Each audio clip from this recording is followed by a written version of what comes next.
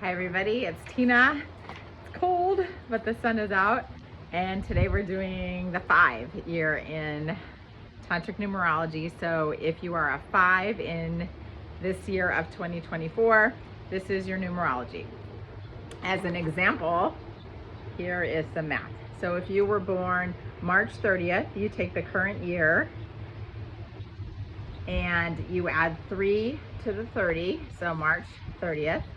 And then you get 2057. You add 2057, and that gives you a 14. Remember, in Tantric Numerology, if you're over 11, then you add the 2 numbers, and so that gives you a 5. It's a 14-5, which is actually kind of a special number. And then you take the last 2 numbers of whatever you added, and the 5 plus the 7 is a 12. That's my dog barking at somebody.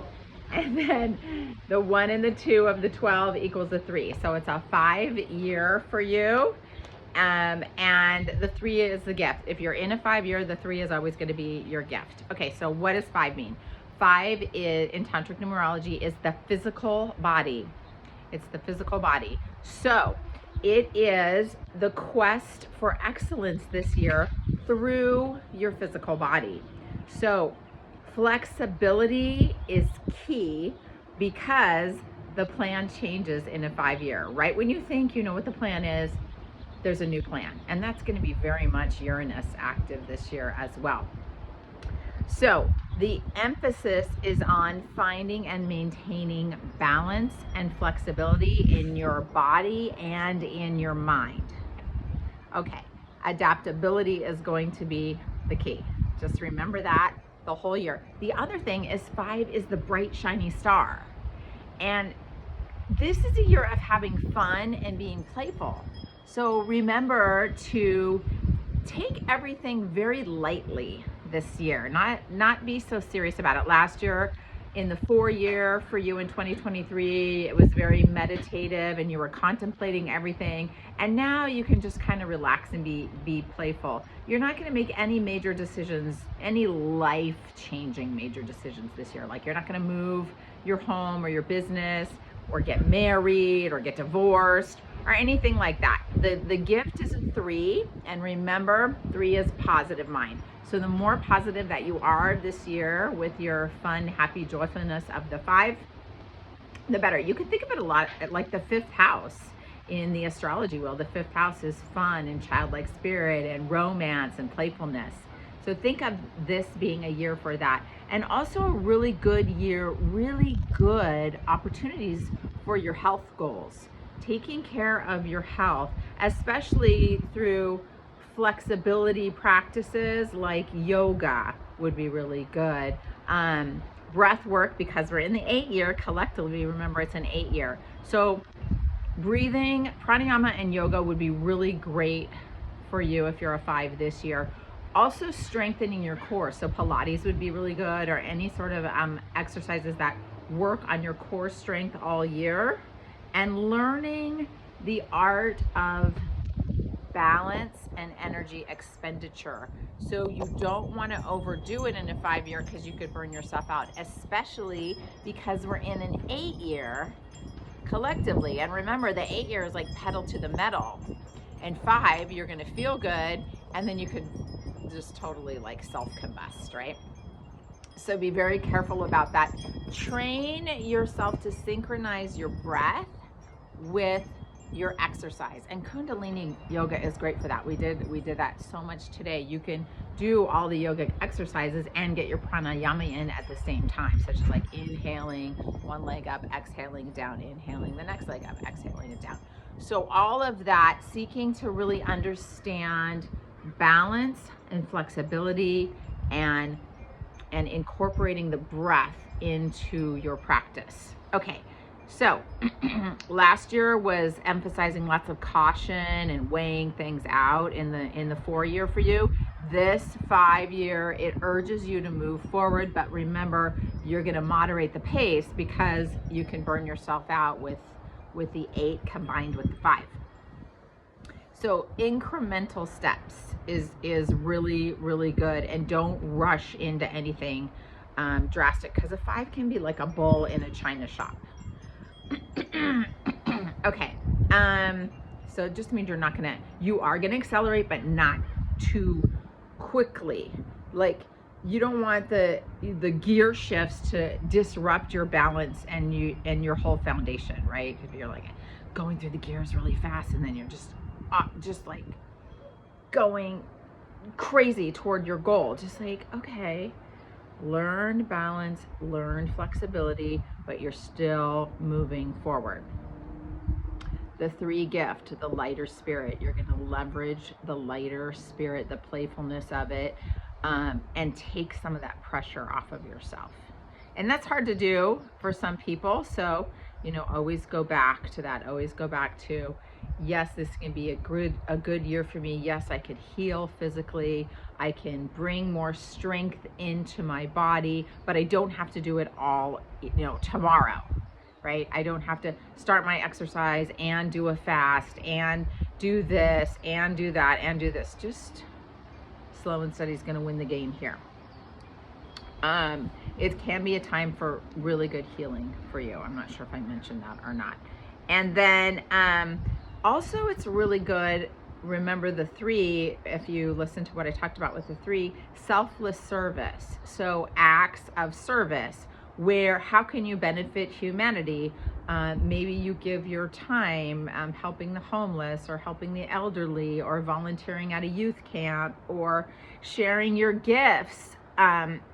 Sharing your gifts like this, like I'm sharing a gift of numerology and letting people know what to expect in the year. So any type of service is going to really help you this year.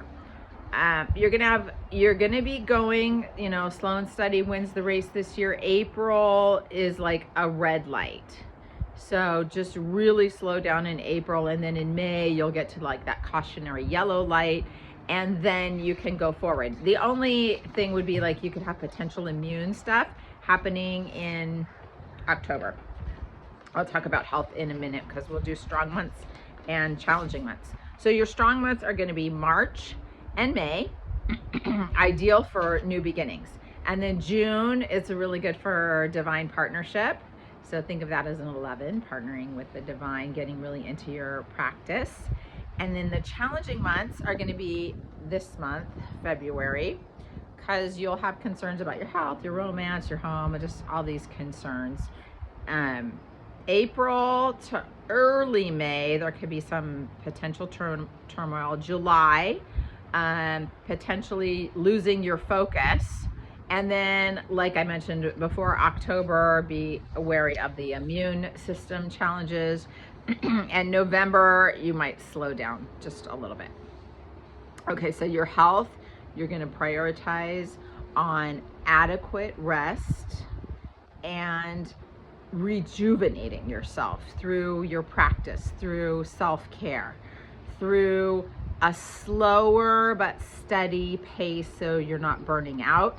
Strengthening the navel energy will be really key. I'm going to give you some good practices to do. We did one in class today. I'm trying to post that on our Facebook page, but it's such a long video because it's a full class. And we work with the navel point. Striking a balance between play and rest. So remember, flexibility and balance all year long. And then watching out for the immune system challenge in October. Finances, the more steady that you work, the better your income will show the signs of your diligent work. Really honest efforts will be rewarded as long as you're not overexerting. You will have some really good momentum at the beginning of the year and at the end of the year, but adopting the slower pace overall, allowing things to come to you versus forcing things. And then romance and partnership, remember to be playful and to have fun and to really hone in on that 3 gift of childlike spirit and joy, and not making everything like so serious, like you have to commit to me now, or anything like that. It's want to be fun. You don't want to have like, we have to commit and we have to be really serious about the relationship and all of that. This is not the year for that. Maybe next year would be a better year for that, when you go into the 6th cycle, and not making any major crazy changes with your finances or your home or any of that.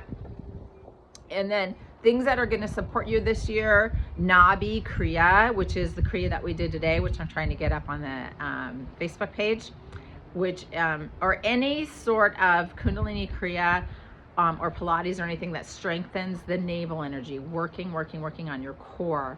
The other thing you can do is if you practice Kundalini Yoga and you know the Guru Gaitri Meditation, it's the Kundalini one, the 8 aspects of God, Govinde Mukande Udare Apari Hariyang Karya Name Akame.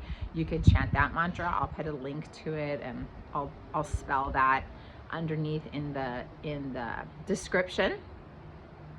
Kirtan Kriya, Satanama, and I described that when I was talking about the 3 cycle, and I'll put a link to that as well. And then a really simple, effective pranayama technique for the 5. It's really great for stress relief, and it's alternate nostril breathing. So inhaling left, exhaling right, inhaling right, exhaling left. And you go in that fashion 5 minutes. Do it twice a day. So 5 minutes in the morning, 5 minutes at night, and then you're incorporating the pranayama of the 8-year. And really, it's such a good balancing breath. It's really amazing. Okay, so hopefully that helps you. And tomorrow we will be doing the 6th year. All right, Sat Nam, everybody. Bye. Many blessings.